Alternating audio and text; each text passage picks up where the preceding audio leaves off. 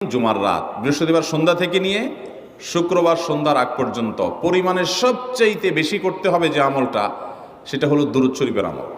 নবী করিম সাল্লাল্লাহু আলাইহি ওয়াসাল্লাম বলেছেন, আকসিরু আলাইয়া মিনাস সালাতি মিন ইয়াউমিল জুমআতি ওয়া লাইলাতিল জুমআহ, তোমরা জুমার দিন এবং জুমার রাতে আমার প্রতি বেশি বেশি দুরূদ পাঠ করবে, দুরূদ প্রেরণ করবে।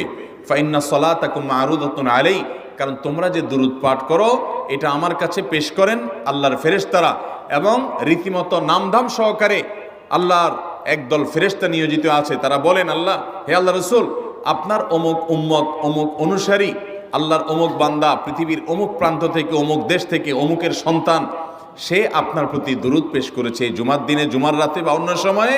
এটা নবী করিম সাল্লাল্লাহু আলাইহি ওয়াসাল্লামের কাছে রিপোর্ট দেওয়া হয় আল্লাহর নিযুক্ত ফেরেশতাদের মাধ্যমে।